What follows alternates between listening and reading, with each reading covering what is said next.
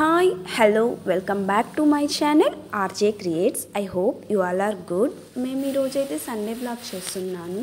లేసినప్పటికే 9:20 అయింది. ఉషా కిరణాలు కూడా వచ్చి వెళ్ళిపోయి ఉన్నాయి. ఎంతమందికి ఉషా కిరణాలు అంటే గుర్తొచ్చింది? ఈ టీవీలో నేను చిన్నప్పుడైతే ఉషా కిరణాలు అని సమ్ సాంగ్ వస్తూ ఉంటుంది. ఈ టీవీ వాళ్ళది ఏమో అది, ఆ సాంగ్ వస్తూ ఉంటుంది. నాకు బాగా గుర్తు. మార్నింగ్ ఎంతమందికి గుర్తుందో నాకు కమెంట్ సెక్షన్లో కమెంట్ చేయండి. మరి మా సండే ఎలా ఉంటుందో చూసేద్దాం రండి. మా వాడు కూడా లేసాడు. కొంచెం ఎండలో కూర్చోపెడదామని అలా కూర్చోపెట్టున్నాను. ఇంకా సరే ఈ వీల్ అడిగాడు. ఈ వీల్తో కూడా ఎంతమంది 90s కిడ్స్ ఆడుకున్నారో నాకు చెప్పండి. అండ్ ఈరోజైతే మా బ్రేక్ఫాస్ట్ అయితే దోశ అండ్ పల్లి చట్నీ చేశాను. అండ్ సైమల్టేనియస్గా ఈ ఆనియన్స్ కూడా కట్ చేస్తున్నాను. ఎందుకంటే పలావ్ చేద్దాం అనుకుంటున్నాను. పలావ్ అండ్ గుత్తొంకాయ కాదు కానీ బ్రింజాల్ కర్రీ చేద్దాం అనుకుంటున్నాను. ఎలా చేస్తాను ఏమి అని చూసేయండి. ఫస్ట్గా అయితే నేను చేసే బ్రింజాల్ కర్రీకి అయితే ఆనియన్స్ అండ్ టమోటా, తర్వాత వచ్చి కొబ్బరి, ఇంకా మిర్చి, పసుపు, ధనియా పౌడర్ ఇవంతా వేసేసుకొని గ్రైండ్ చేసేసుకొని పెట్టుకోండి. ఇప్పుడైతే 11:20 కదా. ఈ 11:20కి నేను అప్పుడు బ్రేక్ఫాస్ట్ చేస్తున్నాను. అప్పటికి వేస్తున్నాను దోశ. అప్పుడే మా వాడికి హెయిర్ కట్ చేసుకొని బాత్ చేపించి ఇంకా అంతా అయిన తర్వాత ఇంకా దోశ వేస్తున్నాను. మా వారే చేశారు బాతింగ్ అంతా, వాడికి చేపించారు. నేను మాత్రం ఇంకా బ్రింజాల్ కర్రీకి ఇంకా పలావ్ చేసేకి అంతా రెడీ చేసి పెట్టుకుంటా ఉన్నాను. ఇంకా దోశ చేద్దామని దోశ చేశాను. ఎందుకో ఈసారి నాకు దోశలు అక్కడ కొంచెం అలా టేర్ అయ్యాయి. ఎందుకో నాకు కూడా తెలియదు ఈసారి, లేకపోతే నార్మల్గా ఎప్పుడు బాగా వస్తాయి నా దోశలు. అండ్ సరే దోశ పల్లి చట్నీ వేసాను. ఇంకొంచెం లెఫ్ట్ ఓవర్ ఆలూ కర్రీ ఉంది. సరే ఆలూ కర్రీతోనే మసాలా దోశ వేద్దాము అని వేసాను. అండ్ ఆ మసాలా దోశ ఇదే చూడండి. ఇది యాక్చువల్గా పూరీలోకి చేశాను. నైట్ పూరీ చేశాము. సాటర్డే కదా, ఫ్రైడే నైట్స్ కొంచెం ఏదైనా స్పెషల్గా ఉండేకే చూస్తాను మోస్ట్లీ. అలా పూరి ఆలూ కర్రీ చేశాను. ఆ లెఫ్ట్ ఓవర్ ఆలూ ఉంటేనే సరే ఉంది కదా అని మసాలా దోశలాగా ట్రై చేశాను. బాగానే వచ్చింది. హోటల్ స్టైల్ అంతా రాలేదు.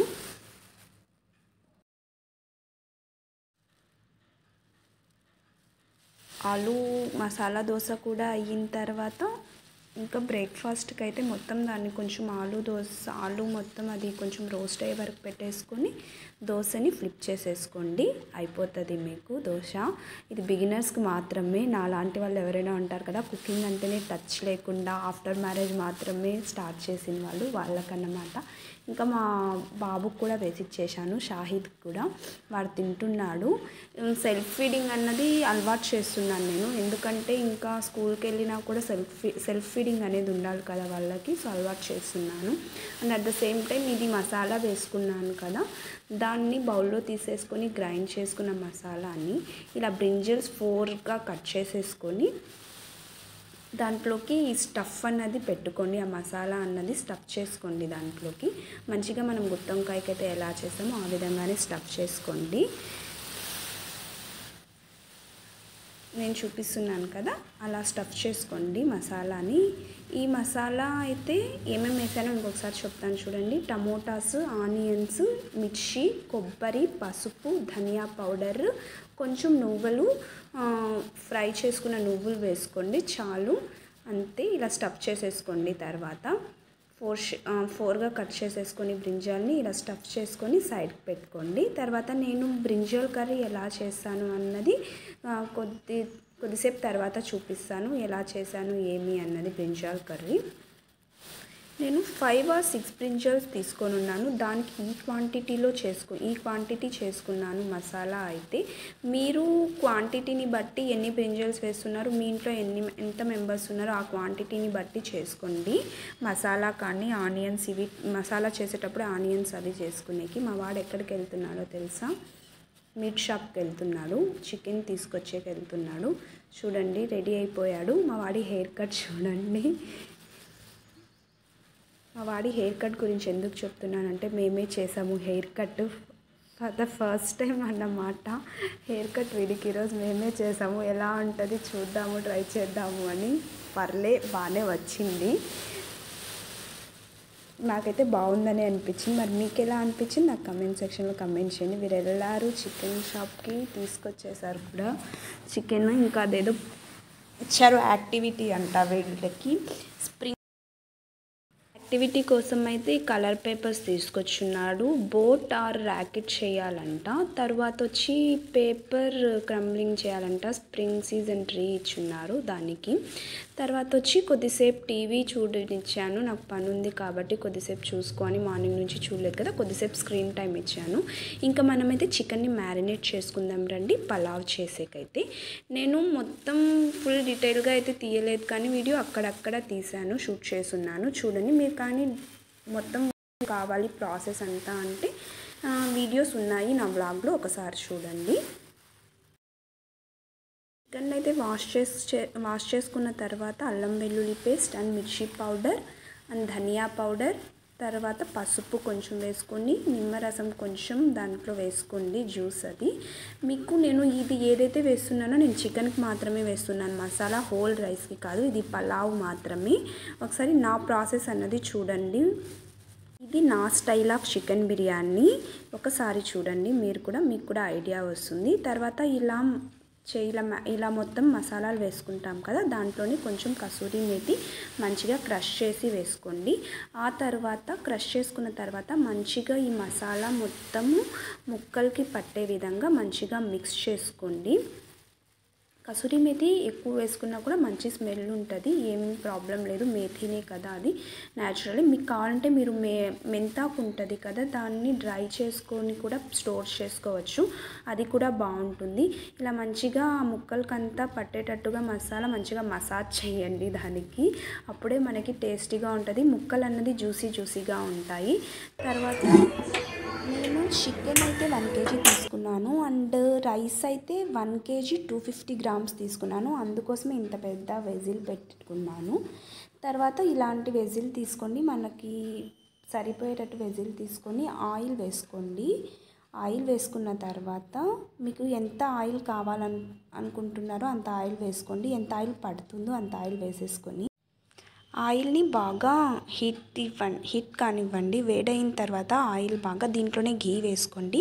నాదైతే ప్యూర్ ఆవు నెయ్యి, మా మమ్మీ ఇంట్లో చేసి పంపిస్తారు నాకు, అది ఆవు నెయ్యి నేను వేసుకుంటున్నాను. మరి ఇంట్లో మా మమ్మీ వాళ్ళు ఉన్నది విలేజ్ కాదు, మాది హెడ్ క్వార్టర్స్, ఇంకా పక్కన విలేజెస్ ఉంటారు కదా, వాళ్ళు వచ్చి అమ్ముతూ ఉంటారు, అది ప్యూర్ ఘీనే. సో మేము అక్కడి నుంచే తెచ్చుకుంటాం ఎప్పుడు కానీ ఘీ కావాలంటే. ఆ ఘీ వేసుకోండి. తర్వాత ఈ మసాలా ఉంటుంది కదా, బిర్యానీ ఆకు, తర్వాత వచ్చి దాల్చిన చెక్క, లవంగాలు అండ్ ఇలాచి, ఇవి వేసుకొని ఇవి కూడా మంచిగా వేడవ్వాలి. బాగా వేడెక్కిన తర్వాత ఫ్రై అవ్వాలి. అది మనకి ఎలా తెలుస్తుందంటే ఇలా మనకి చిట్పట్ అని సౌండ్ వస్తుంది. దాల్చిన చెక్క, ఇలాచి కానీ ఇవంతా కూడా మంచిగా అలా సౌండ్ వచ్చేంత వరకు పెట్టుకోవాలి. తర్వాత ఈ మసాలా అన్నవి ఉంది, అది మంచిగా ఇదయిన తర్వాత చిట్పట్ అన్న సౌండ్ వచ్చిన తర్వాత మనం కట్ చేసి పెట్టుకున్నాం కదా ఆనియన్స్ వేసుకోవాలి.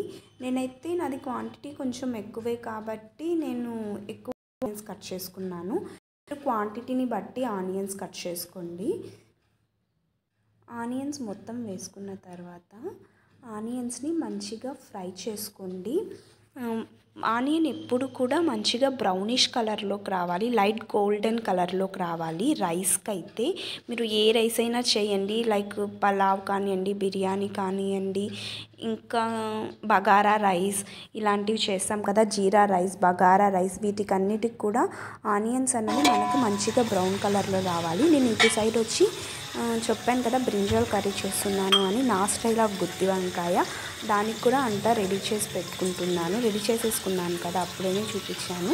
దాన్ని కూడా ఇక్కడ వండేద్దాము అని, కుక్ చేద్దాము అని చేసుకుని ఫస్ట్ కడాయి తీసుకొని దాంట్లో కొంచెం ఎక్కువగా పడుతుంది ఆయిల్ అన్నది. గుత్తి వంకాయ ఇటువంటి వాటికైతే ఆయిల్ కొంచెం ఎక్కువ పడుతుంది, ఎక్కువగానే ఆయిల్ వేసుకోండి. అది కొంచెం ఆయిల్ బాగా హీట్ అయిన తర్వాత ఆవాలు వేసుకోండి. ఆవాలు తెలుసు కదా, చిటిపట అన్న తర్వాతే మనం నెక్స్ట్ ప్రాసెస్ స్టార్ట్ చేయాలి. బిఫోర్ దట్ కానీ స్టార్ట్ చేసామనుకుంటే ఆవాలు అన్న దాంట్లో నుంచి చేదు వచ్చేస్తుంది, చేదుగా ఉంటుంది. ఆవాలు మనము నమిలినప్పుడు మనకు తిన్నప్పుడు అది ఏమవుతుందంటే చేదు వచ్చేస్తుంది. తర్వాత మనం ఏదైతే స్టఫ్ చేసి పెట్టుకున్నామో స్టఫ్డ్ బ్రింజల్ దాన్ని తీసి ఆయిల్లో వేసేసుకోండి. ఆయిల్లో వేసుకున్న తర్వాత దీన్ని మంచిగా ఫ్రై చేయండి. అలానే సిమ్లో పెట్టుకొని మనం ఫ్రై చేసుకోండి. ఎందుకంటే మనకి ఇటుసైడ్ బిర్యానీ చేసుకుంటున్నాను కాబట్టి 3 minutes తర్వాత దాన్ని ఇలా చెంచాతో తిప్పుకోండి, ఇది చేసుకోండి. చెంచా తిప్పుకున్న తర్వాత మళ్ళీ అలానే సిమ్లోనే పెట్టుకోండి. ఇక్కడ నేను పచ్చిమిర్చి కూడా దీంట్లో యాడ్ చేసుకున్న తర్వాత చెప్పాను కదా ముందు కొంచెం గోల్డెన్ కలర్లో రావాలని అప్పటి వరకు ఫ్రై చేసుకుంటూ ఉండండి. హైలో పెట్టుకొని ఫ్రై చేసుకోండి. ఆ తర్వాత ఇక్కడ చూడండి బ్రింజల్స్ అనేది మనకి కలర్ చేంజ్ అయ్యి ఉన్నాయి. అది బాగా ఆయిల్లో ఫ్రై చేసినప్పుడు అలా కలర్ అవుతాయి. అంటే అప్పటి వరకు మనం ఆయిల్లో ఫ్రై చేయాలి. తర్వాత మనం ఏదైతే స్టఫ్ చేసి పెట్టుకుని రిమైనింగ్ మసాలా ఉంటుంది కదా, ఆ మసాలాని ఇలా వేసేసుకోండి. ఇలా వేసేసుకొని ఆ మసాలాని బాగా సిమ్లోనే ఒక 10 minutes మంచిగా ఫ్రై చేయండి. అప్పుడే పచ్చి వాసన అన్నది ఉండదు. ఎందుకంటే మనకు మిర్చి పౌడర్లో కానీ ధనియా పౌడర్, టమోటా, ఆనియన్ ఇవంతా మనం పచ్చిగానే గ్రైండ్ చేసుకున్నాం కదా, సో పచ్చివాసన అన్నది ఉంటుంది మనకి. ఆ పచ్చివాసన పోయేంత వరకు మిక్స్ చేసుకోండి. వాడు పుదీనా తీసుకొస్తున్నాడు పలావ్ కోసము కట్ చేసుకొని. ఇలా పిల్లలు కానీ హస్బెండ్స్ కానీ మనకి మన పని చేసేటప్పుడు ఏమైనా ఇంటి పని చేసేటప్పుడు హెల్ప్ చేస్తే ఎంత హ్యాపీగా ఉంటుందో మనకి. నాకైతే చాలా ఇష్టము. నాకు హెల్పింగ్ అని చెప్పాను కానీ ప్రజెన్స్ ఇష్టం నాకు వాళ్ళది. నేను వంట చేసేటప్పుడు ఏం చేస్తున్నారు ఏమి అని నా పక్కన నిలబడి చూడడం అంటే నాకు చాలా ఇష్టము. ఇంకా నేను వంట చేస్తానని వీడు ఆడుకుంటున్నాడు. ఇది బ్రౌనిష్ కలర్ వచ్చిన తర్వాత మనం ఇప్పుడు రైస్కి సరిపడా అల్లం వెల్లుల్లి పేస్ట్ వేసుకోండి. మేమైతే ఎక్కువ వేస్తాము అల్లం వెల్లుల్లి పేస్ట్. మీ చాయిస్, మీరు ఎంత వేసుకుంటారన్నది వేసుకోండి. నా ప్రాసెస్ చేయాలి అనుకుంటే, నాలాగా చేయాలి అనుకుంటే మా ఛానల్లో వ్లాగ్స్ ఉన్నాయి, అలా చేసుకోండి. అండ్ మా ఛానల్ని సబ్స్క్రైబ్ చేయండి, లైక్ చేయండి, షేర్ కూడా చేయండి మీ ఫ్యామిలీ అండ్ ఫ్రెండ్స్కి. ఇలా మంచిగా అల్లం వెల్లుల్లి పేస్ట్ని కూడా మంచిగా ఫ్రై చేసుకోండి. ఇది కూడా కొంచెం గోల్డెన్ కలర్ రావాలి, ఎందుకంటే లేకపోతే ఆ రా స్మెల్ అన్నది అలానే ఉండిపోతుంది మనకి రైస్లో. ఇది మాత్రం మస్ట్ బాగా గుర్తుపెట్టుకోండి. కొంచెం ఎక్స్పీరియన్స్ ఉన్న వాళ్ళకైతే ఎక్స్పీరియన్స్ అయిపోయి ఉంటారు, మనం సరిగ్గా ఫ్రై చేయకపోతే ఎలా ఉంటుంది అని. హూ ఆర్ ద బిగినర్స్ వాళ్ళకు మాత్రమే చెప్తున్నాను. మంచిగా గోల్డెన్ కలర్ వచ్చేంత వరకు దాన్ని ఫ్రై చేసుకోండి, సిమ్లో పెట్టే చేసుకోండి. అంత తర్వాత మనం ఏదైతే మ్యారినేట్ చేసుకున్నామో దీన్ని ఆ చికెన్ తీసుకొని వచ్చి వేసేసి మంచిగా మిక్స్ చేసుకోండి. చికెన్ కూడా మనం మంచిగా ఆయిల్, ఆనియన్ ఉన్నాయి కదా ఆ మసాలాలోనే వేసి మంచిగా మిక్స్ చేసుకోండి, అప్పుడు టేస్ట్ బాగుంటుంది. కొంతమంది ఏం చేసంటే టమోటాస్ వేసేస్తారు మసాలా వేసిన తర్వాత, అల్లం వెల్లుల్లి పేస్ట్ వేసిన తర్వాత టమోటా వేసేసి తర్వాత చికెన్ వేస్తారు. దానికన్నా ఇలా చేస్తే మీకు టేస్ట్ బాగుంటుంది. అలా ఎవరైనా చేసేవాళ్ళు ఇలా ఒకసారి ట్రై చేయండి. యు నో ద డిఫరెన్స్ అన్నమాట. ఈ చికెన్ మొత్తం కొంచెం బాగా ఒక 10 minutes బాగా ఫ్రై అయిన తర్వాత టమోటాస్ మనం ఏవైతే కట్ చేసి పెట్టుకున్నామో ఆ టమోటాస్ వేసుకోండి. ఆ టమోటాస్ వేసుకొని మంచిగా మిక్స్ చేసి పెట్టేసుకోండి. చికెన్లో కొంచెం మీకు అడుగు అంటున్నా కూడా మసాలా అల్లం వెల్లుల్లి పేస్ట్ ఏమైనా అడుగు అంటున్నా కూడా ఈ టమోటాస్ వేస్తాం కదా, అప్పుడు కొంచెం గట్టిగా మిక్స్ చేసుకుంటే కింద కొంచెం అలా మిక్స్ చేసుకుంటే కనుక మీకు బాగా అది వచ్చేస్తుంది. తర్వాత సాల్ట్ వేసుకోండి. ఈ సాల్ట్ ఏదైతే వేస్తున్నామో అది రైస్కి, అది గుర్తు పెట్టుకొని వేసుకోండి. ఆల్రెడీ మనం సాల్ట్ అనేది చికెన్లో కూడా వేసుకొని ఉన్నాము, అది కొంచెం గుర్తు పెట్టుకోండి, లేకపోతే సాల్ట్ ఎక్కువ అయిపోతుంది. తక్కువ ఉన్న తినగలం కానీ ఎక్కువ ఉంటే అస్సలు తినలేము. తర్వాత లిడ్ అయితే క్లోజ్ చేసి పెట్టేసుకోండి, స్లిప్ క్లోజ్ పెట్టేసుకోండి, బాగా మగ్గుతాయి. దీంట్లో అయితే గుత్తి వంకాయలో అయితే మనము చింతపండు రసం కూడా వేసుకోవాలి కదా, సో ఆ రసం అంతా వేసి దాన్ని కూడా క్లోజ్ చేసి పెట్టుకోండి. మంచిగా అది బాయిల్ అవ్వని చింతపండు రసం కూడా కర్రీలోకి. సో టమోటా వేసిన తర్వాత దిస్ ఈజ్ ద అవుట్పుట్ అన్నమాట. మనకి చెప్పాను కదా బాగా మగ్గాలి అని, ఇలా వస్తుంది మీకు మగ్గితే. ఇలా మంచిగా ఫ్రై చేసుకోండి. మళ్ళీ ఒకసారి మంచిగా మిక్స్ చేసుకోండి. ఇక్కడ మీరు టేస్ట్ చూసుకోండి.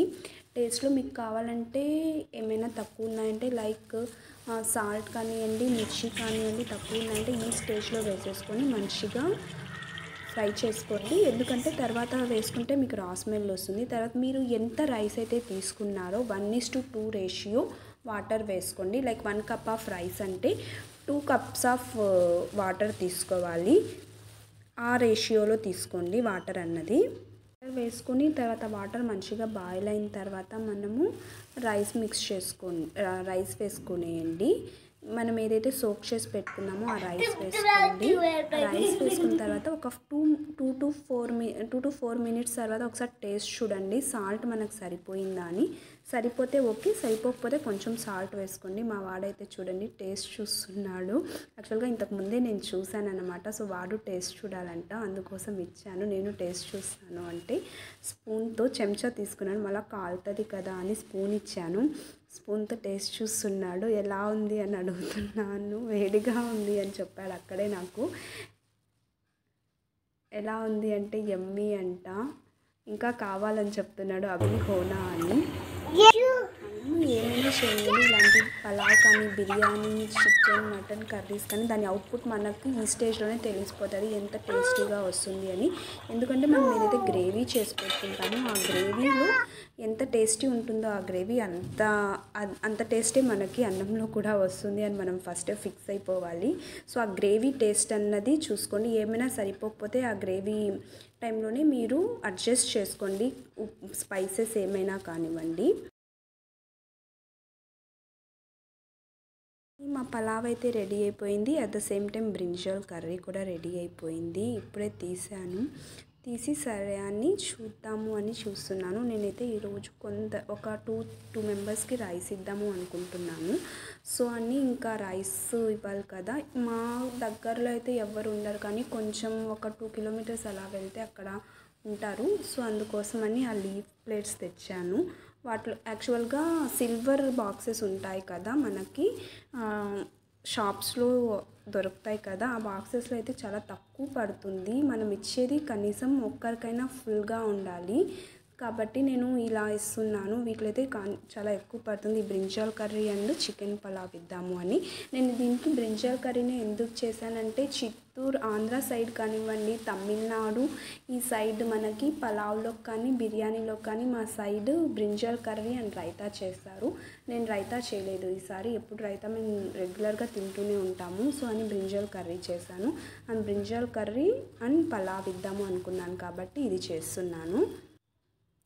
సో మా సైడ్ అయితే అలా చేస్తారు. ఇటు తెలంగాణ సైడ్ కానీ హైదరాబాదీస్ కానీ బ్రింజాల్ కర్రీ చేసుకోరు. వీళ్ళది వేరే ఉంటుంది. అండ్ బిర్యానీ కూడా మేము దమ్ బిర్యానీలానే చేస్తాము. మేము మిక్స్ చేసేస్తాము మొత్తము. వీళ్ళు మిక్స్ చెయ్యరు అంతే. డిఫరెన్స్ ఇదే. తమిళనాడు, ఆంధ్ర అండ్ హైదరాబాద్ బిర్యానీకి వీటికి మా స్టైల్ ఆఫ్ బిర్యానీ కూడా నేను చేసి ఎప్పుడైనా నా ఛానల్లో పెడతాను, చూడండి. అండ్ తర్వాత అయితే మేము తినేసాము. నిజంగా బిర్యానీ మాత్రం పలావ్ మాత్రం సూపర్ ఉన్నది.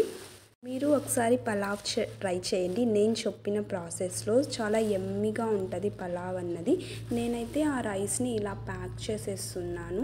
యాక్చువల్గా అలానే పెట్టి ప్యాక్ చేద్దాం అనుకున్నాను. ఆ లీఫ్ని పెట్టి నార్మల్గా ప్యాక్ చేద్దాం అనుకున్నాను, కానీ అలా ప్యాక్ చేసే కావటం లేదు. రైస్ క్వాంటిటీ కొంచెం ఎక్కువగా ఉంది కదా. సో అలా ప్యాక్ చేస్తే బయట వచ్చేస్తుంది రైస్ అన్నది. సో ఇలా ప్యాక్ చేశాను అన్నమాట. ఎలా ప్యాక్ చేశాను అన్నది ఒకసారి చూడండి, మీకు కూడా ఎప్పుడైనా యూజ్ అవుతుందేమో. ఇలా ఫోల్డ్ చేసుకునేసిన తర్వాత సైడ్స్లో ఫోల్డ్ చేసేసుకొని నేను థ్రెడ్ వేసి బాగా కట్టేశాను అన్నమాట. సో మనకి అదేమి ఓపెన్ అవ్వదు. ఇచ్చేవాళ్ళు కూడా కొంచెం సాటిస్ఫైగా ఉంటారు. అన్నం అంతా కింద పడి అలా అంతా లేకుండా మంచిగా ఉంటుంది. నాకు కొంచెం ఇది అలవాటే అన్నమాట. ఎందుకంటే మేము రంజాన్కి, బక్రీద్కి ఎవరికైనా రైస్ ఇవ్వాలంటే ఇలానే ఇస్తాము. సో నాకు కొంచెం అలవాటు ఉంది కాబట్టి నేను ఇలానే చేశాను. మరి మీకైతే మా వ్లాగ్ నచ్చిందని అనుకుంటున్నాను. మా వ్లాగ్ అయితే మీకు నచ్చినట్టయితే మా ఛానల్ని సబ్స్క్రైబ్ చేయండి, కమెంట్ చేయండి, లైక్ చేయండి అండ్ మీ ఫ్రెండ్స్ అండ్ రిలేటివ్స్కి షేర్ చేయండి. Thank you for watching. Bye.